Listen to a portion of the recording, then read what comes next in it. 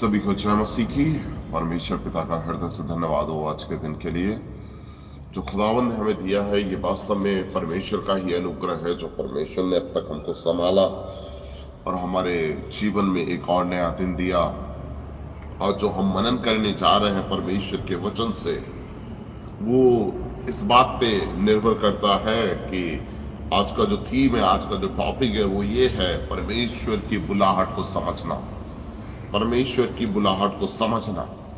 और मेरे प्रियो, जो हम परमेश्वर ने हमें बुलाया है उसकी बुलाहट को समझने के लिए, तो हमारा क्या उत्तरदायित्व है? हमारा क्या उत्तरदायित्व है कि हम परमेश्वर की बात को समझें, सीखें, जानें और अपने जीवन में लागू करें। हम आगे बढ़ने से पहले परमेश्वर पिता से प्रार्थना करेंगे कि परमेश्वर हमें अपनी बुद्धि दे, सामर्थ्य दे और अनुग्रह दे, ताकि हम उस अनुग्रह में होकर के परमेश्वर के उस वचन को सीखने वाले बन जाए। आइए हम प्रार्थना करेंगे। हमारे जिंदा खुदावंद यीशु नासरी के नाम में हम आपके सम्मुख आते हैं। हम खुदावंद आपको कोटि कोटि धन्यवाद देते हैं इस सुंदर समय के लिए जो आपने हमें दिया। इस सुंदर सुबह के लिए हम आपको धन्यवाद देना चाहते हैं जो आपने हमें दिया। मेरे परमेश्वर, आपका वचन हमें बताता है कि जब भी हम आपकी नजदीकी में आते हैं, जब भी खुदावंद हम आपसे प्रार्थना करते हैं, जब भी खुदावंद हम आपके वचन से सीखने की कोशिश करते हैं, आपका वचन हमेशा हमें अपने आपके वचन के द्वारा तृप्त करता है। मेरे परमेश्वर, हम अपने जीवनों को, अपने प्राण, शरीर, आत्मा को आपके सम्मुख रखते हैं और आपसे प्रार्थना करते हैं कि खुदावंद हमारे जीवनों में ऐसा अनुग्रह उड़ेल दें, ऐसे सामर्थ उड़ेल दें, ताकि यीशु नासरी के नाम में मेरे पिता परमेश्वर आपकी आवाज को सुनने वाले हम बन जाए। आपकी आवाज को सुनने वाले बन जाए मेरे परमेश्वर। मेरे प्रभु, अभी के इस पूरे समय को हम आपके सम्मुख रखते हैं। इस प्रार्थना को विश्वास के साथ मसीह यीशु के नाम में मांगते हैं, आमीन। परमेश्वर के प्रिय जनों, ये वास्तव में परमेश्वर की ही योजना है कि आज हम फिर से एक बार इकट्ठे हुए हैं इस YouTube के माध्यम से, ताकि हम परमेश्वर के वचन को सीखें। आज का जो थीम है, आज का जो टॉपिक है हमारे मनन के लिए, जो शुक्रवार को रोज सुबह हम 6 बजे से लेकर के 7 बजे तक सीखने की कोशिश करते हैं परमेश्वर के वचन के द्वारा। तो वचन के साथ दिन की शुरुआत, और उसमें आज हम सीखेंगे कि हमारे परमेश्वर की बुलाहट को समझना। आज बहुत से लोग हैं जिन्हें परमेश्वर ने अपने काम के लिए बुलाया है, अपने काम के लिए चुना है, मसीह होने के लिए बुलाया है और मसीह होने के लिए चुना है। अब बात यह आती है कि हमारा उसके प्रति उत्तरदायित्व क्या है, हमारा रिस्पॉन्स क्या है। अगर हम देखें बाइबल में, तो बाइबल में बहुत से ऐसे लोग हैं जिन्हें परमेश्वर ने बुलाया और उनका रिस्पॉन्स जो था वो काफी अच्छा था परमेश्वर की तरफ, वो काफी अच्छा रहा। क्योंकि अगर हम बाइबल को पढ़ते हैं तो वचन बताता है कि परमेश्वर ने जब नूह को बुलाया, तो नूह ने क्या किया? जब परमेश्वर ने नूह को बुलाया तो परमेश्वर ने उससे बोला कि तुझे एक बड़ी नाव बनानी है। और उस समय पर जब लोग उसको क्या बोल रहे थे, लोग बोल रहे थे कि ये पागल हो गया, ये बेवकूफ इंसान है, जहां पर यहां पर ना तो कोई बारिश है, ना कोई समुद्र है, ना कोई नदी है, कुछ भी नहीं है, यहां पानी का एक बूंद भी नहीं है, और ये मनुष्य क्या कर रहा है? ये मनुष्य जो है नाव बना रहा है। लोग उसको पागल बेवकूफ समझ रहे थे, लेकिन वचन बताता है कि कई साल तक, लगभग 120 साल तक उसने क्या किया? उस नाव को बनाया, एक डेडिकेशन के साथ, एक कमिटमेंट के साथ। ये उसकी कॉलिंग का रिस्पॉन्स था जो परमेश्वर ने उससे बोला था। दूसरा, अगर हम अब्राहम को देखें, तो अब्राहम को जब परमेश्वर ने बुलाया, परमेश्वर ने अब्राहम से कहा कि देख, मैं तुझसे एक बड़ी जाति बनाऊंगा, मैं तुझसे एक बड़ा राज्य बनाऊंगा, मैं तुझे आशीषित करूंगा और मैं तुझे आशीष का स्रोत बनाऊंगा। तुझे करना क्या? तुझे मेरे पीछे चलना है। और वचन कहता है कि अब्राहम और उसकी पत्नी और उसका भतीजा लूत उसके पीछे चल दिए। और 25 साल तक अब्राहम क्या करता रहा? उन तारों को गिनता रहा और सोचता होगा कि परमेश्वर इन तारागणों के समान मेरे वंशज को बनाएगा, और 25 साल तक उसे कोई भी उम्मीद नहीं मिली। उसके मन में शायद कई कई तरीके के सवाल आए होंगे, उसे शायद परमेश्वर की बातों पर भी कभी कभी डाउट आया होगा, लेकिन वचन कहता है without any question he was following God. उसने कभी भी ये क्वेश्चन ही नहीं किया परमेश्वर को कि परमेश्वर आप मुझे कब संतान देने जा रहे हो, या आप कब मुझसे जाति बनाने जा रहे हो। कभी भी उसने परमेश्वर से कोई सवाल जवाब नहीं किया, लेकिन वचन कहता है कि वो विद परमेश्वर के भय के अनुसार, परमेश्वर की आज्ञा के अनुसार, परमेश्वर की बातों के अनुसार परमेश्वर के पीछे निरंतर चलता रहा। हम मूसा की बात करते हैं, वचन हमें बताता है जब मूसा को परमेश्वर ने बुलाया, वो 80 बरस का था, और परमेश्वर ने जब उसको बुलाया, परमेश्वर ने बोला अब तुझे इजिप्ट जाना है, तुझे मिस्र में जाना है, और मिस्र में जाकर के मेरे लोगों को क्या करना है, छुड़ा के लाना है। तो वचन हमें क्या बताता है कि उसने परमेश्वर की बात को सुना, स्वीकार किया, और स्वीकार करने के बाद वो परमेश्वर के पीछे पीछे चल दिया। और वचन कहता है, परमेश्वर कहता है मैं तेरे साथ रहूंगा, मैं तुझे कभी ना छोड़ूंगा, कभी ना त्यागूंगा। और वो क्या करता है, परमेश्वर के पीछे पीछे चलने लगता है, परमेश्वर उसके साथ साथ चलने लगता है। वो मिस्र में जाता है, परमेश्वर के काम को करता है। हालांकि उसे डर होता है इस बात का कि अगर मैं मिस्र में जाऊंगा तो मेरे साथ क्या होएगा, शायद मैं जीवित रहूंगा या नहीं रहूंगा, पर ऐसा कुछ भी नहीं होता। वो परमेश्वर की बातों को 40 बरस तक मानता है अपने जीवन के हर एक क्षण में, और मानने के बाद क्या होता है कि उसका जीवन का अंत भी हो जाता है। बाद में हम देखते हैं यहोशू के बारे में, जब परमेश्वर ने यहोशू को चुना।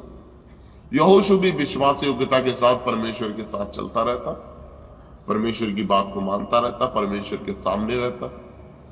और जब हम जब हम उसके 24 अध्याय को पढ़ेंगे, तो उसके 24 अध्याय को जब हम पढ़ते हैं तो वहां पे लिखा हुआ है कि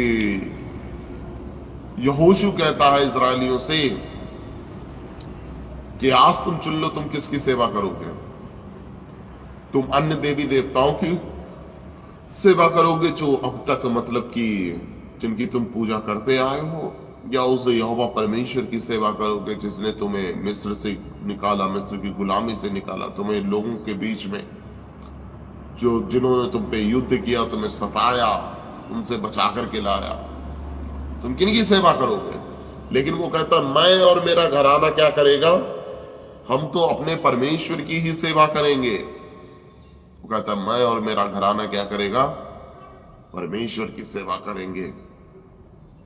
मेरे प्रियो, हमारा रिस्पॉन्स क्या रहता है जब परमेश्वर हमें बुलाता है?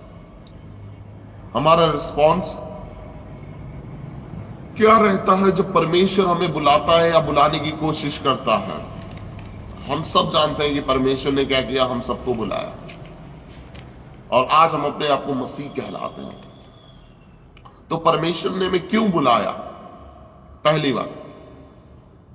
बात यह आती, परमेश्वर ने हमें इसलिए बुलाया है ताकि परमेश्वर के साथ हमारा संबंध, हमारी संगति दोबारा से जुड़ सके, जो अनंत के बाग में टूट गई थी पाप के द्वारा। परमेश्वर फिर से हमें उसी संगति में, उसी रिश्ते में जोड़ना चाहता है। इसलिए परमेश्वर क्या करता है, हमें बुलाता चाहता है, इसलिए परमेश्वर हमें बुलाता है। दूसरी बात, परमेश्वर हमें उद्धार करने के लिए बुलाया, परमेश्वर हमारा उद्धार कराना चाहता है। तीसरी बात, परमेश्वर हमें छुटकारा दिलाना चाहता है, परमेश्वर हमें छुटकारा दिलाना चाहता है, इसलिए परमेश्वर चाहता है कि हम उसके पास आए। चौथी बात, परमेश्वर हमें अनंत जीवन देना चाहता है। ये सारी बातें परमेश्वर में जुड़ती चली जाती हैं। आज हम मनन करेंगे पहला शमूएल और उसके 15 अध्याय को जब हम पढ़ेंगे, है ना, उसके 15 अध्याय को पढ़ेंगे और उसके 15 अध्याय के 10 वचन से लेकर के 13 वचन तक पढ़ेंगे, तो वहां पे हम मनन करेंगे और जानेंगे कि यहां पर परमेश्वर ने इजराइल में पहले राजा को अपॉइंट किया है, जो कि कहलाता है राजा शाऊल। और जब परमेश्वर ने राजा शाऊल को अपॉइंट किया, तो वचन बताता है कि उसको अपॉइंट करने के बाद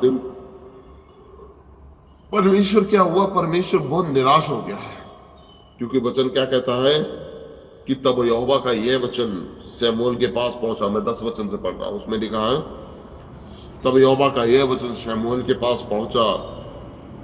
क्या कहा परमेश्वर ने कि मैं शाऊल को राजा बनाने से पछताता हूं, क्योंकि उसने मेरे पीछे चलना छोड़ दिया है और मेरी आज्ञाओं का पालन नहीं किया है।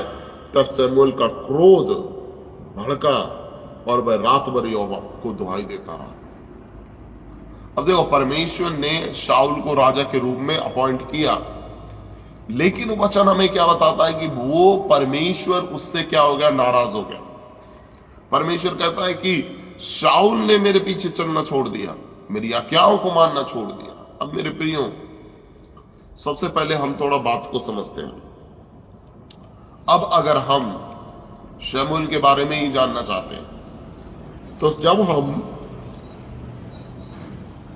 शमूएल के 8 अध्याय को पढ़ते हैं, पहला शमूएल के 8 अध्याय को पढ़ते हैं, तो वहां पे इस प्रकार से लिखा हुआ है पहले शमूएल के 8 अध्याय में कि जो इजरायली लोग होते हैं वो क्या करते हैं, शमूएल के पास जाते हैं। शमूएल के पास जाते हैं और शमूएल से कहते हैं कि अब तू तो बूढ़ा हो गया है, अब हमारी बात करने वाला कौन है, अब तू क्या काम कर, अब तू एक हमारे लिए राजा को अपॉइंट करवा। परमेश्वर से बोल कि हमारे लिए एक फिजिकल रूप में एक राजा दे, हमको ऐसा राजा चाहिए जो हमको दिखाई दे।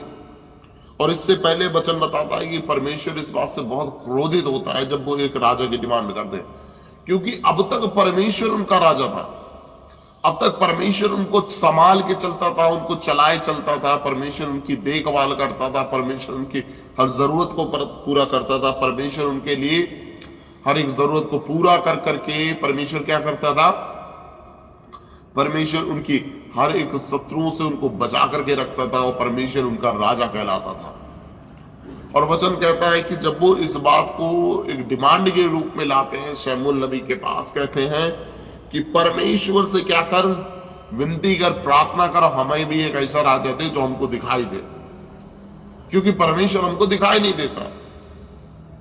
और वो क्या करते हैं, एक राजा की डिमांड करते हैं। और जब राजा की डिमांड करते हैं तो क्या हुआ, जो शमूएल नबी होता है वो इस बात से बहुत उदास होता है, बहुत उदास होता है, और वो कहता है परमेश्वर उनके पापों को क्षमा कर।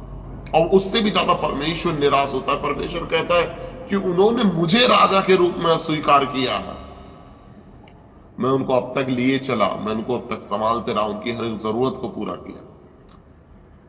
हालांकि क्या होता है, परमेश्वर इस बात से नाखुश होता है, लेकिन फिर भी परमेश्वर उनकी इच्छा को पूरा करता है। और परमेश्वर का वचन में बताता है कि परमेश्वर ये जिम्मेदारी किसको देता है, शमूएल नबी को देता है। और परमेश्वर कहता है शमूएल नबी से कि अब तू क्या करेगा, तू मेरे लिए एक, तू मतलब इन लोगों के लिए एक राजा को अपॉइंट करेगा, इन लोगों के लिए एक राजा को अपॉइंट करेगा। और जब आगे वचन को पढ़ते हैं तो वहां पे लिखा हुआ है कि शमूएल नबी ने क्या किया, शमूएल नबी ने जाकर के राजा शाऊल को अपॉइंट किया। अब अगर हम इसके 13 अध्याय को पढ़ते हैं, अगर हम इसके 13 अध्याय, अगर हम इसके मतलब कि 10 अध्याय को पढ़ते हैं तो उसमें क्या हुआ है कि परमेश्वर शमूएल नबी को भेजता है, शमूएल नबी जाता है। तो जब वो राजा को चुनने वाली बात आती है तो चिट्ठी डाली जाती है हर एक ट्राइब को लेकर के, हर एक गोत्र को लेकर के। चिट्ठी किसके नाम आती है, चिट्ठी आती है बेंजामिन के नाम पे, बेंजामिन गोत्र के नाम पे आती है। और उसके बाद में अगर देखते हैं तो बेंजामिन गोत्र से किसके नाम पे चिट्ठी निकली, चिट्ठी निकलती है मत्री के कुल की, और जो कीस का पुत्र होता है उसके नाम पे निकलती है, शाऊल के नाम पे निकलती है। और जब वो लोग शाऊल को ढूंढने लगते हैं, खोजने लगते हैं, तो वचन कहता है कि वो शाऊल उनको नहीं मिलता है। वो लोग ढूंढते हैं शाऊल की तरह। और परमेश्वर ने फिर नबी जो शमूएल होता है वो परमेश्वर से पूछता है, कहता परमेश्वर यहां तो इस नाम का कोई व्यक्ति है ही नहीं।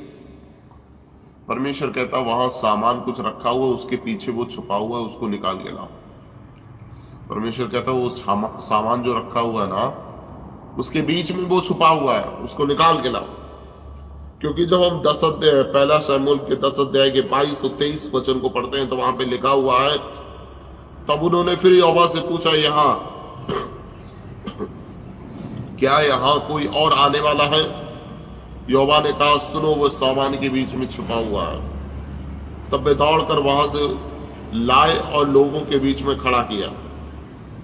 और वो कौन था? वो था शाऊल। तो परमेश्वर ने क्या किया? अभी देखिए, कुछ बातों को हम समझने की कोशिश करेंगे। परमेश्वर की व्यवस्था के अनुसार, मूसा की व्यवस्था, परमेश्वर ने जो मूसा को व्यवस्था दी थी उसके अनुसार, जो घर में जो बड़ा होता है या उसको क्या होना चाहिए? उसको पहला हक, पहला अधिकार मिलना चाहिए, और बाकी लोगों को उनका अलग अधिकार मिलना चाहिए। अब मूसा की व्यवस्था के अनुसार जो राजा है वो कहां से आना चाहिए? वो रूबेन के गोत्र से आना चाहिए था। टेक्निकली रूबेन के गोत्र से आना चाहिए था। क्यों? क्योंकि रूबेन गोत्र में बड़ा था, और रूबेन का जो सबसे बड़ा परिवार था उससे आना चाहिए था, जो पहला परिवार था उससे आना चाहिए। लेकिन यहां परमेश्वर ने क्या किया? परमेश्वर ने सबसे छोटे गोत्र को चुना, जिसका नाम था बेंजामिन। सबसे छोटे गोत्र को चुना, और सबसे छोटे गोत्र में सबसे छोटे परिवार को चुना। अब यहां एक बात आप समझ लीजिएगा कि यहां पर क्या हो रहा है कि यहां पर जो परमेश्वर ने क्या किया, यहां पर परमेश्वर ने जो उसको पावर और पोजीशन मिला, किसको? शाऊल को। वो उसकी कैपेबिलिटी से नहीं, उसकी एबिलिटी से नहीं, उसकी क्वालिटी से नहीं मिला, वो परमेश्वर के अनुग्रह के द्वारा मिला। परमेश्वर के अनुग्रह के द्वारा मिला, परमेश्वर की दया के द्वारा मिला। ऐसा नहीं था कि वो बहुत बड़ा कैपेबल था, बहुत बड़ा ज्ञानी था, बहुत बड़ा स्ट्रांग था, लेकिन वो क्यों मिला? क्योंकि परमेश्वर की दया और अनुग्रह उसके जीवन, जिसके वो लायक भी नहीं था, वो उसको पावर और पोजीशन दिया गया। कैसे? अनुग्रह के द्वारा। अब जब शमूएल को राजा के रूप में अपॉइंट कर दिया। अब देखिए, राजा शमूएल का पहले क्या था? शमूएल जब भी वो किसी मतलब काम के लिए जाता था, किसी युद्ध के लिए जाता था, तो हमेशा क्या करता था? शमूएल नबी के पास जाकर के उससे पूछता था कि परमेश्वर की इच्छा क्या है, मुझे बता, ताकि मैं परमेश्वर की इच्छा के अनुसार हर एक काम कर सकूं। लेकिन बाद में उसकी इच्छा बदलती चली गई। बाद में उसकी क्या हो गई? इच्छा बदल गई। क्यों? क्योंकि अगर हम इसके 13 अध्याय को पढ़ते हैं, पहले शमूएल के 13 अध्याय को पढ़ते हैं, तो वहां पर लिखा हुआ है, जब फलिस्तियों के प्रति युद्ध करने के लिए वो जा रहा था, कौन? शाऊल। तो प्रीस्ट के अनुसार, मतलब जो उनका ट्रेडिशन था इजरायलियों का, उसके अनुसार उन्हें क्या करना था? उन्हें कुछ नहीं तो एक सैक्रिफाइस करना पड़ता था। और सैक्रिफाइस करने का अधिकार किसको था? सिर्फ प्रीस्ट को था, सिर्फ याजक को था, जो परमेश्वर का चुना हुआ होता था, उसको सिर्फ अधिकार था।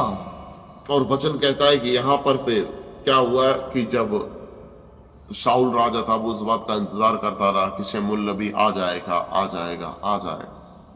और जब उसके आने में लेट होता है तो वो क्या करता है?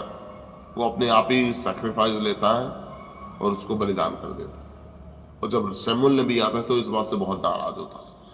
वो कहता है, even if you are a king, but this is not your work to do. कहते तू भले ही राजा है, लेकिन ये तेरा काम नहीं है, तू अलग काम के लिए चुना गया है। ये जो काम जो तूने किया है, वो काम किसका है? वो एक प्रीस्ट का है, एक याजक का है, एक परमेश्वर के भविष्यवक्ता का है, एक नबी का है। तू राजा भले है, लेकिन तू क्या नहीं कर सकता? तो परमेश्वर के काम में, परमेश्वर के ऑल्टर के काम में, परमेश्वर के निजी मामलों में, परमेश्वर की सेवकाई के बीच में तो इंटरफेयर नहीं कर सकता। और वो कहता है कि तूने ऐसा कर करके क्या किया? मूर्खता का काम किया। You became foolish by doing this. तूने मूर्खता का काम किया है। तूने क्यों मूर्खता का काम किया है? क्योंकि तूने क्या किया, तूने परमेश्वर की आज्ञा को नहीं माना। जो तेरा काम था राज्य करने का राजा के जैसे। तेरा काम ये नहीं है कि तू क्या करे, सैक्रिफाइस करे। वो कहता तेरा काम ये नहीं है कि तू सैक्रिफाइस करे। तेरा काम ये नहीं है कि तू जाकर के बलिदान चढ़ाए, परमेश्वर के काम में इंटरफेयर करे। तेरा काम नहीं है। तेरा काम है राजा, तू राजा है, राजा बन के रहे। आज के समय में लोग बहुत ऐसा ही करते हैं। चर्च आते हैं, कलीसिया में आते हैं, लेकिन कहीं ना कहीं वो अपना इंटरफेयर दिखाते हैं हर एक काम में। आप हर एक काम में इंटरफेयर दिखाओ, लेकिन परमेश्वर के काम में मत इंटरफेयर दिखाओ। जो परमेश्वर की वेदी है, जो वेदी की सेवकाई है, उसमें किसी का हक नहीं है इंटरफेयर करने का। जब शमूएल नबी राजा शाऊल को कहता है कि ये तेरा काम नहीं था और तूने ऐसा करके क्या किया, मूर्खता का काम कर दिया है, तब वचन हमें क्या बताता है। इसके बाद क्या हुआ, जब हम 15 अध्याय को पढ़ते हैं तो वहां पे लिखा हुआ है 15 अध्याय में कि राजा परमेश्वर क्या कहता है कि मैं शाऊल को राजा बनाने से पछताता हूं। क्यों पछताता हूं? क्योंकि परमेश्वर क्या करता है, उसे अमालेकियों के बीच में युद्ध के लिए भेजता है। अब जब वो अमालेकियों के बीच में युद्ध के लिए जाता है तो उसको ये आज्ञा मिलती है कि तू अमालेकियों में किसी को भी जीवित नहीं छोड़ना, तो सबको नष्ट कर देना। लेकिन वचन ऐसा बताता है कि वो क्या करता है, जो अच्छे अच्छे जानवर होते हैं उनको बचा लेता है, उनको नहीं मारता। उनको कहता है कि इनको हम क्या करेंगे, इनको परमेश्वर की बेदी पर इनको क्या करेंगे, बलिदान करके चढ़ाएंगे। जब शमूएल नबी को ये बात पता चलती है, कि इसने क्या किया, इसने सबको नहीं मारा, इसने कुछ को बचा लिया। जब शमूएल नबी वहां जाता है तो वचन कहता है कि वो पूछता है कि ये बता, क्या तूने परमेश्वर की आज्ञा के अनुसार हर एक काम किया? तब वो कहता हाँ, मैंने तो परमेश्वर की आज्ञा के अनुसार हर एक काम किया। तो परमेश्वर तो नबी कहता है कि ये बता, तो फिर ये भेड़ बकरियों की आवाज हमें कहां से सुनाई देती है? जो जानवरों की आवाज है वो कहां से सुनाई दे रही है? वो कहता है ये अच्छे अच्छे हैं और इनको मैंने इसलिए बचा रखा है ताकि मैं इन्हें क्या करूं, परमेश्वर की वेदी पर बलिदान करूं, परमेश्वर की वेदी पर बलिदान करने के लिए छोड़। तो पता शमूएल नबी क्या कहता है? वो कहता है because you have rejected the word of the Lord, God have rejected you to be the king of Israel. क्योंकि तूने परमेश्वर के वचन को तुच्छ जाना है, इसलिए परमेश्वर ने तुझे इजराइल का राजा होने के लिए तुच्छ समझा है। तूने क्या किया, परमेश्वर के वचन को नकार दिया है। जब तूने परमेश्वर के वचन को नकार दिया है, इसलिए परमेश्वर ने तुझे क्या किया है, इजराइल पर राजा होने के लिए नकार दिया है। और वचन कहता है कि क्या यहोवा होम बलि और मेल बलि से इतना प्रसन्न होता है जितना उसके बात मानने से प्रसन्न होता है? सुन मानना तो बलि चढ़ाने से और कान लगाना मेढ़ों की चर्बी से उत्तम है। वो कहता है कि परमेश्वर की आज्ञा मानना ज्यादा जरूरी था, ना कि भेड़ और बकरियों की बलि चढ़ाना। परमेश्वर के लिए क्या उत्तम है, उसकी बात माने जाना, ये ज्यादा उत्तम। अब देखिए कैसे परमेश्वर शाऊल को चुनता है। वो इस योग्य नहीं होता था कि उसको परमेश्वर राजा बनाता, वो इस योग्य नहीं था। क्योंकि टेक्निकली अगर देखा जाए, एक तो वो सबसे छोटे ट्राइब से बिलोंग करता था और सबसे छोटी फैमिली से बिलोंग करता था। और वचन कहता है कि परमेश्वर ने उसको अपनी दया, अपने अनुग्रह के द्वारा उसको चुना और उसको अपॉइंट किया। और उसने क्या किया, पहले तो उसने क्या किया, वो सैक्रिफाइस किया जो उसको नहीं करना चाहिए था, उसने मूर्खता का काम किया। और दूसरा उसने क्या काम किया, परमेश्वर की आज्ञा को नहीं माना, परमेश्वर के वचन को बहुत ही छोटा समझा। और वचन कहता है कि क्योंकि तूने परमेश्वर के वचन को तुच्छ जाना है, परमेश्वर ने तुझे तुच्छ जाना है। अब हम राजा शाऊल के जीवन से कैसे सीखें? ऐसी क्या कमी थी उसके रिस्पॉन्स में कि जिससे परमेश्वर प्रसन्न नहीं हुआ, या उसको ऐसा क्या करना चाहिए था जिससे परमेश्वर खुश हो जाता? सबसे पहली आज्ञाकारिता। सबसे पहली बात क्या है? आज्ञाकारिता। इसमें क्या लिखा हुआ कि क्या परमेश्वर होम बलि और मेल बलि से प्रसन्न होता है जितना उसके बात माने जाने से होता है? और कहता, सुन, मानना तो बलि चढ़ाने से और कान लगाना मेढ़ों की चर्बी से उत्तम है। उसमें क्या लिखा है कि तू परमेश्वर की बात मानता, वो ज्यादा जरूरी है। आज्ञाकारिता ज्यादा जरूरी है। अगर हम आज्ञाकारिता में रह करके परमेश्वर के वचन को सुनते हैं, परमेश्वर की बात मानते हैं, तो उससे क्या होता है? परमेश्वर इस बात से बहुत प्रसन्न होता है। परमेश्वर इस बात से बहुत खुश होता है जब हम परमेश्वर की बात को मानते हैं। और अगर हम शाऊल के जीवन में देखें तो उसके जीवन में ये दो बड़ी कमियां पाई गई। उसकी अनाज्ञाकारिता, उसने परमेश्वर की आज्ञा को नहीं माना। और परमेश्वर के उत्तरदायी जब परमेश्वर हम बुलाता है, उसका जो रिस्पॉन्स होना चाहिए वो कैसा होना चाहिए? आज्ञाकारिता में होना चाहिए। जब परमेश्वर ने नूह को बुलाया, वो आज्ञाकारी रहा। परमेश्वर ने अब्राहम को बुलाया, वो आज्ञाकारी रहा। परमेश्वर ने मूसा को बुलाया, वो आज्ञाकारी रहा। परमेश्वर ने यहोशू को बुलाया, वो आज्ञाकारी रहा। यहां तक कि परमेश्वर ने राजा दाऊद को बुलाया, वो भी आज्ञाकारी रहा। आज्ञाकारिता बहुत जरूरी है। जब हम परमेश्वर की आज्ञा को नहीं मानते, जब हम परमेश्वर के वचन को नहीं मानते, परमेश्वर इस बात से खुश नहीं होता। परमेश्वर इस बात से खुश नहीं होता। अगर हम जब व्यवस्था विवरण की किताब को पढ़ते हैं तो वहां पे लिखा हुआ है कि मूसा ने उस व्यवस्था को लिख करके सुरक्षित रख दिया। और वहां पे लिखा हुआ था कि 7 वर्ष में एक बार जो याजक होता था, जो महायाजक होता था, वो उस व्यवस्था को पढ़ के इजरायलियों को सुनाता था, ताकि उनके जीवन में भय बना रहे, उनके जीवन में परमेश्वर की बातें बनी रहे, उनकी परमेश्वर की आज्ञाकारिता उनके जीवन में बनी रहे। मेरे प्रियो, 7 वर्ष में एक बार उनको सुनाई जाती थी। हम तो हर रोज परमेश्वर का वचन पढ़ते हैं, सुनते हैं। और क्यों उनको सुनाई जाती थी? ताकि उनके जीवन में परमेश्वर की आज्ञाकारिता बनी रहे। अगर कोई जाने अनजाने में भटक गया हो, भूल गया हो परमेश्वर के कामों को, तो चुपचाप वापस आ जाए, परमेश्वर की आज्ञा के अनुसार अपना जीवन जीना शुरू कर दे। हम तो हर संडे चर्च भी जाते हैं, वचन भी पढ़ते हैं, ऑनलाइन वचन भी सुनते हैं, ऑफलाइन वचन भी सुनते हैं, बाइबल भी पढ़ते हैं, प्रार्थना भी करते हैं। हमारे अंदर परमेश्वर का भय कहां गया? हम तो ये सोचते हैं कि अगर हमने बाइबल पढ़ ली है तो हमने परमेश्वर के ऊपर एहसान कर दिया। अगर हमने वचन पढ़ लिया है तो हमने परमेश्वर के ऊपर एहसान कर दिया कि देखो हमने वचन पढ़ लिया।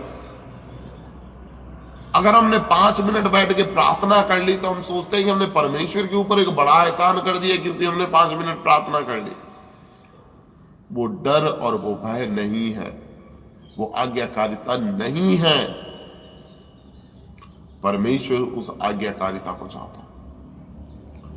परमेश्वर उस आज्ञाकारिता को चाहता है।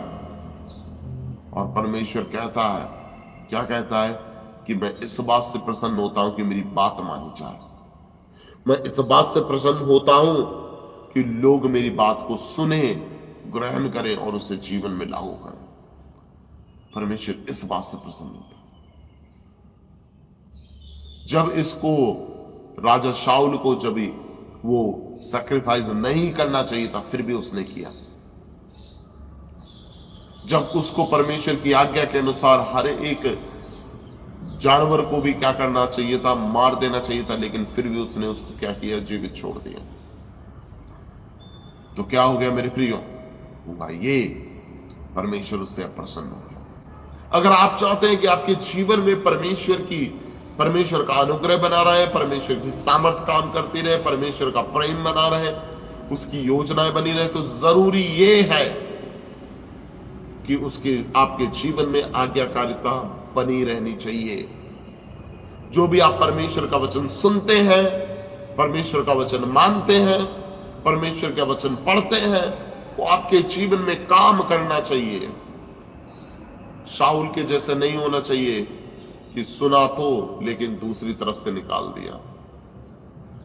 उससे जैसा कहा गया उसने वैसा नहीं किया।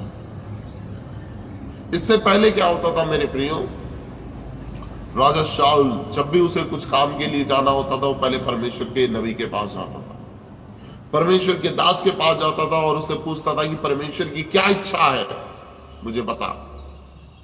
लेकिन इसके बाद उसने क्या किया, वो अपनी इच्छा को पूरा करने लगा।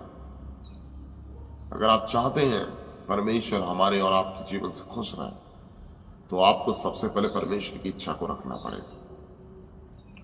दूसरी बात, हमारा रिस्पॉन्स कैसे अच्छा हो सकता है परमेश्वर की बुलाहट के प्रति। दूसरी बात आती है total depend on the will of God, कि परमेश्वर की इच्छा पर पूरी तरीके से निर्भर हो जाए, या फिर परमेश्वर पे क्या करें, हमेशा जीवन के हर एक क्षण में भरोसा रखें। अब देखिए राजा शाऊल ने क्या किया, जब इसने वो सैक्रिफाइस किया, जब इसने वो बलिदान किया, उसने बलिदान क्यों किया? क्योंकि युद्ध में जाने से पहले ये एक ट्रेडिशन होता था, ये काम करना जरूरी होता था कि क्या करना होता था, इन्हें एक सैक्रिफाइस करना। लेकिन क्या हुआ, वो सैक्रिफाइस किसने किया? राजा शाऊल ने किया। क्यों किया सैक्रिफाइस? वो चाहता तो वो परमेश्वर के नबी का वेट कर सकता था, वो चाहता तो परमेश्वर के नबी का वेट कर सकता था, पर उसने ऐसा नहीं किया। क्यों नहीं किया? उसका रीजन था, उसे ये लगा कि ये तो सिर्फ एक फॉर्मेलिटी है, अगर शमूएल नबी लेट हो रहा है तो कोई बात नहीं, मैं इसको कर देता हूं। उसको परमेश्वर से ज्यादा अपनी सामर्थ पर, अपनी सेना पर भरोसा था, परमेश्वर से ज्यादा। और उसको यह लगा मैंने अब तक तो बहुत से युद्ध जीत लिए और मैं ये वाला भी युद्ध जीत जाऊंगा, मुझे फर्क नहीं पड़ता। और जब शमूएल नबी ने आकर के उसको बोला कि तूने मूर्खता का काम किया है, फिर भी उसने क्या किया, वो युद्ध के लिए गया और वो जीत के भी आया। अब देखिए यहां एक बात को मैं आपको बता देना चाहता हूं कि जब राजा शाऊल ने उस सैक्रिफाइस को किया, वो सिर्फ उस फॉर्मेलिटी को करना चाहता था, वो उसको एज ए फॉर्मेलिटी ले रहा था। उसने कहा कोई बात नहीं, उसने कहा कोई बात नहीं, अगर नबी नहीं है तो मैं कर देता हूं, मुझे पता है मैं इस युद्ध को जीत लूं। और उसने जीत भी लिया। मेरे प्रियो, हमारे जीवन में बहुत सी ऐसी लड़ाइयां होती हैं जिन्हें शैतान चाहता है कि हम उन्हें जीत जाए अपने आप। अब आप बोलोगे ऐसा कैसे? ऐसा इसलिए क्योंकि जैसे राजा शाऊल के जीवन में शैतान ने उस बात को डाला और उससे सैक्रिफाइस करवाया, पहले तो परमेश्वर की आज्ञा को तोड़वाया और उसे यह दिखाया कि तुम्हें परमेश्वर की जरूरत ही नहीं, तुम खुद इतने ताकतवर हो, तुम्हारी आर्मी इतनी ताकतवर है, तुम जाकर के सबको मार दोगे, तुम्हें टेंशन नहीं है। शैतान खुद हमारे जीवन में कई बार ऐसी बातों को लाता है और दिखाता है, यू आर कैपेबल, आपको किसी चीज की जरूरत नहीं है, तुम खुद इतने बुद्धिमान हो, तुम खुद इतने सामर्थ्य हो, तुम खुद इतने अक्लमंद हो, तुम्हें परमेश्वर की भी जरूरत नहीं है, और कुछ कामों को तुम खुद कर सकते हो, हर एक बात के लिए परमेश्वर से परमिशन लेने की जरूरत नहीं है। और शैतान उन कामों में हमें विजयी भी बनाता है, और जब हम उन कामों में विजय हो जाते हैं तब क्या होता है, वो हमें दिखाता है कि देखो देखो इस बात को, क्या परमेश्वर तुम्हारे साथ था? नहीं था। क्या परमेश्वर का हाथ तुम्हारे साथ था? नहीं था, लेकिन देखो तुम फिर भी जीत गए। और ऐसा करके परमेश्वर से हमें वो दूर करता है, जैसे राजा शाऊल को दूर कर दिया। हमारा भरोसा कहां है? क्या हमारा भरोसा हमारी बुद्धि पर है, हमारी सामर्थ्य पर है, हमारी ताकत पर है, हमारे बैंक बैलेंस पे है, हमारे बिजनेस पर है, हमारी जॉब पर है? हमारा भरोसा कहां है? या हमारा भरोसा हमारे परमेश्वर पे, या हमारा भरोसा हमारे परमेश्वर पे? हमारा परमेश्वर जो है वो क्या करता है? हमें सामर्थ्य बनाता है। हमारा परमेश्वर जो है वो क्या करता है? हमें अपनी महिमा में योग्य बनाता है। क्योंकि परमेश्वर कैसा परमेश्वर है? एक सामर्थी परमेश्वर है। और परमेश्वर चाहता है कि वो क्या करे? हमें अपने अनुग्रह में रखे। परमेश्वर चाहता है कि हम क्या रहें? उसके अनुग्रह में बढ़ते चले जाएं। क्योंकि परमेश्वर कैसा परमेश्वर है? अनुग्रहकारी परमेश्वर है। मेरे प्रियो, शैतान हमारे जीवन में ऐसे ही आता है राजा शाऊल के जैसे, और हमारे जीवन को भड़का देता है, हमारे जीवन को भटका देता है, और परमेश्वर उस बात से निराश हो जाता है। तीसरी बात, हमारा रिस्पॉन्स कैसा होना चाहिए? तीसरी बात आती है कि हमारे जीवन में पश्चाताप होना जरूरी है। पश्चाताप होना जरूरी है। अब देखिए, पश्चाताप क्यों जरूरी है? हम सब जानते हैं कि हम कैसे, हम सब मनुष्य हैं, और कहीं ना कहीं हम सब क्या करते हैं? जाने अनजाने में परमेश्वर की उपस्थिति से दूर चले जाते हैं। कई बार परमेश्वर के आज्ञा को भी नहीं मानते हैं। परमेश्वर की बातों को जानबूझकर भी क्या करते हैं? कई बार नहीं मान पाते हैं, है ना। हम जानबूझ के भी कभी कभी क्या करते हैं? परमेश्वर की आज्ञा के विरुद्ध चले जाते हैं, क्योंकि हम क्या है? मनुष्य हैं। ऐसा हो जाता है। लेकिन मेरे प्रियो, एक बात को आप समझिएगा, जब राजा शाऊल के जीवन को देखते हैं, वो भी एक माइटी किंग था, एक बड़ा राजा था, और राजा दाऊद के जीवन को देखते हैं तो वो भी कैसा था? एक माइटी किंग था। अब दोनों के जीवन में एक कॉमन बात समझिएगा। एक को परमेश्वर ने पहला राजा के रूप में नियुक्त किया, और उसने क्या किया? पहली बात, परमेश्वर की आज्ञा को नहीं माना। उसने क्या किया? परमेश्वर की आज्ञा को नहीं माना। पहली बात, उसने सैक्रिफाइस किया और जानवरों को जीवित छोड़ दिया। परमेश्वर की शब्द को, परमेश्वर की बातों को नहीं माना। अब इन दोनों बातों में जब उसको पता चल गया कि उसने गलत किया है, उसके मन में फिर भी पश्चाताप नहीं था। उसके मन में फिर भी रिग्रेट नहीं था कि अरे मैंने गलत कर दिया। क्योंकि जब शमूएल नबी ने आकर के उसको बोला कि देख तूने क्या किया, तूने मूर्खता का काम किया, उसने ये नहीं बोला कि अरे आई एम सो सॉरी, मुझसे गलती हो गई, मैं तो आपका वेट कर रहा था और आप नहीं आए, तो मैंने सोचा कि ऐसा मैं कर सकता हूं, क्या मैंने कर दिया, अब मुझसे गलती हो गई, अब मैं इसको कैसे ठीक करूं। उसने ऐसा कुछ भी नहीं कहा। उसने नबी की बात को सुना और उसको छोड़ दिया। कहीं ना कहीं उसे यह लगता था कि मुझे किसी की जरूरत नहीं, मैं खुद सामर्थ्य हूं। अगर जब हम उसके बात को देखते हैं, 15 अध्याय को जब हम पढ़ते हैं, तो वहां पे लिखा हुआ है कि जब उसने परमेश्वर के वचन को नहीं माना, जब शमूएल नबी कहता है ये आवाजें मुझे कहां से सुनाई दे रही, तूने परमेश्वर के वचन को तुच्छ जाना है, तूने परमेश्वर के वचन को क्या किया? तुच्छ जाना है। तो वचन कहता है कि उसके जीवन में जरा भी रिग्रेट नहीं था।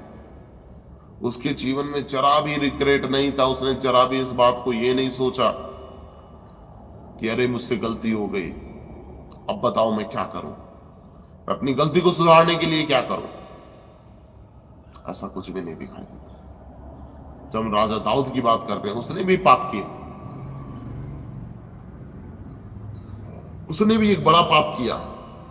और उसने क्या पाप किया कि उसने बत्शेबा के साथ कुकर्म किया, उसने व्यभिचार किया, उसके पत्नी को मरवा दिया। और वचन में बताता है कि जैसे ही उसको पता चला कि उसने पाप किया है, उसने अपनी राजगद्दी को छोड़ दिया, उसने अपने शाही वस्त्रों को उतार दिया और टाट उड़कर पश्चाताप करने लगा। जब आप पश्चाताप करते हैं तो आप परमेश्वर की नजदीकी में आ जाते हैं। पश्चाताप इस बात का प्रमाण है कि आपने अपनी गलती को मान लिया। और वचन कहता है जब हम अपनी गलती को मान लेते हैं तो परमेश्वर दयालु है, कृपालु है, हमारे पापों को क्षमा करने में वो विश्वास योग्य और धर्मी है।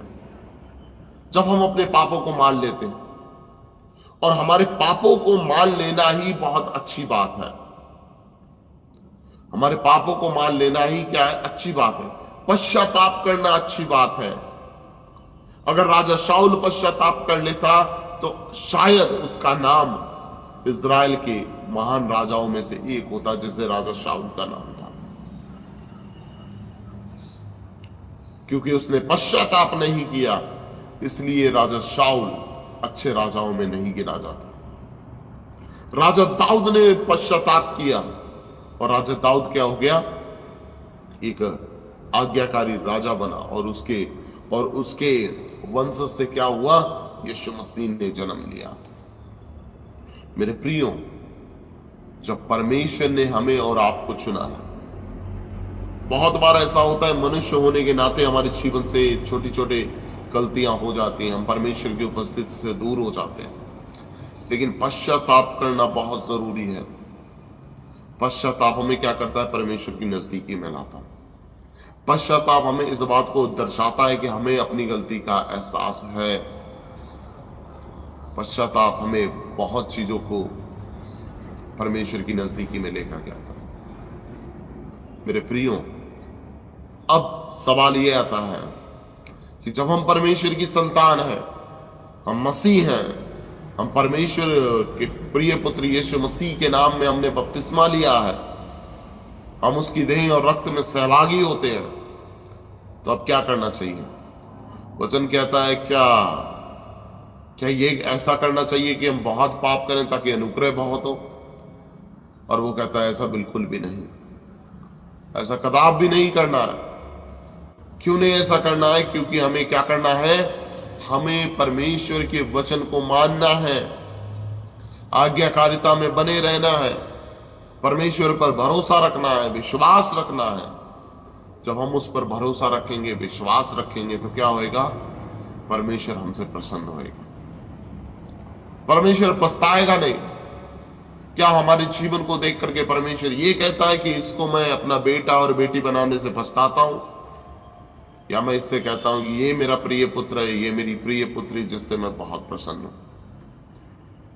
क्या परमेश्वर ये कहता है कि इन लोगों को मैंने इतना सब कुछ करके दिया, इतना सब कुछ होने के बाद क्या ये लोग मेरी आज्ञा का पालन करते हैं या नहीं? क्या परमेश्वर ये कहता है कि ये लोग कौन है? ये वो लोग हैं जो मेरी आज्ञा को मानते ही नहीं। मेरे प्रियो, परमेश्वर का बेटा और बेटी होने के नाते क्या जरूरी ये है कि हम उसकी आज्ञा को माने, या जरूरी ये है निरंतर पाप करते रहे? इस बात को सोच करके परमेश्वर दयालु है, अनुग्रहकारी है, वो हमारी बात को सुनता है, हमारी बातों को समझता है। परमेश्वर हमारे पास क्या करता है? हमारे साथ साथ रहता है। आज बहुत से मसीह भाई बहन है, वो इसी बात में लगे हुए रहते हैं कि संडे को तो आते हैं, चर्च में आते हैं, प्रार्थना करते हैं, वचन सुनते हैं, प्रभु बोझ लेते हैं, उसके बाद क्या करते हैं? बाहर जाकर के पाप करते हैं। और क्या सोचते हैं कि हमने क्या किया? कि हम मंडे से लेकर सैटरडे तक क्या करो? जितने चाहिए उतने पाप करो। सोमवार से लेकर शनिवार तक जितने चाहिए उतने पाप कर सकते हो, और संडे को क्या करो? एक अच्छा परमेश्वर का बेटा, एक अच्छा परमेश्वर की बेटी बन करके परमेश्वर के भवन में आओ, परमेश्वर से प्रार्थना करो और कहो कि परमेश्वर हम पर दया करो, हम पर अनुग्रह करो। परमेश्वर क्या करेगा? हमको क्षमा कर देगा। मेरे प्रियो, परमेश्वर का बेटा और बेटी होने के नाते हम पाप से क्या है? पाप से हम आजाद हैं। पाप करने के लिए आजाद नहीं है, हम पाप से आजाद हैं, स्वतंत्र हैं। क्यों? क्योंकि हम परमेश्वर के बेटा और बेटी हैं। पाप करने के लिए हम आजाद और स्वतंत्र नहीं है। ऐसा नहीं है कि हम परमेश्वर की संतान है तो अब हम खूब पाप करेंगे, रोज पाप करेंगे। ऐसा नहीं है, हम परमेश्वर की संतान है तो हम रोज सुबह शाम पाप करेंगे। क्यों? क्योंकि परमेश्वर का अनुग्रह। लेकिन इस बात को समझिएगा, जब हम परमेश्वर की संतान है, जब परमेश्वर ने हमें बुलाया है तो किस लिए बुलाया? ताकि हम एक शुद्ध और पवित्र जीवन जिएं। ताकि क्या करें? हमें शुद्ध और पवित्र जीवन जिएं। मेरे प्रियो, वचन हमें क्या कहता है? यीशु मसीह कहते हैं कि बहुत से ऐसे लोग हैं जो हे प्रभु कहते हैं, उनमें से हर एक परमेश्वर के राज्य में नहीं प्रवेश करेगा। परमेश्वर के राज्य में कौन प्रवेश करेगा? वही प्रवेश करेगा जो मेरे पिता की वचन कहता है, जो मेरे पिता की आज्ञा को मानते हैं, जो मेरे पिता की आज्ञा के अनुसार अपना जीवन जीते हैं, वही परमेश्वर के राज्य में प्रवेश करेंगे। हर एक जन जो हे प्रभु कहता है वो नहीं प्रवेश करेगा। अब हम और आप किस कैटेगरी में आते हैं? क्या हम परमेश्वर की बातों को मानते हैं? क्या हम राजा शाऊल के जैसे हैं, जो शुरुआत में तो परमेश्वर की आज्ञा को मानते थे लेकिन बाद में अपनी इच्छा को पूरा करने लगे? कि जो परमेश्वर के वचन को सुनता तो था, मानता तो था, लेकिन समय समय पर अपनी इच्छा को भी पूरा करता था? क्या हम राजा दाऊद के जैसे हैं, जिसने अगर गलती तो की लेकिन उसने पश्चाताप भी किया, और पश्चाताप के साथ उसने परमेश्वर की नजदीकी में आकर के परमेश्वर को क्या किया? परमेश्वर से माफी भी मांगी, परमेश्वर से अनुग्रह भी मांगा, ताकि वो एक शुद्ध और पवित्र जीवन जी सके। मेरे प्रियो, हम क्या कर रहे हैं? हमारे जीवन में क्या हो रहा है? हम कैसे परमेश्वर की इच्छा को पूरा करते हैं? उन्हें दे परमेश्वर इन वचनों के द्वारा हम सभी को आशीष दे। परमेश्वर हम पर अनुग्रह करे ताकि हम परमेश्वर की इच्छा के अनुसार अपना जीवन जिए, परमेश्वर की महिमा के अनुसार अपना जीवन जिए और परमेश्वर के नाम को धन्यवाद। हम प्रार्थना करेंगे। हमारे मुक्ति के चट्टान प्रभु परमेश्वर, हम यीशु नासरी के नाम में आपको धन्यवाद देते हैं। प्रभु, हम धन्यवाद देते हैं आपके प्रेम के लिए, आपकी दया के, आपके अनुग्रह के लिए जो आपने हमें दी। प्रभु, आपने हमें अब तक संभाला, आपका कोटि कोटि धन्यवाद हो। प्रभु, आपने अब तक अपने प्रेम में हमें बनाए रखा, आपका कोटि कोटि धन्यवाद हो।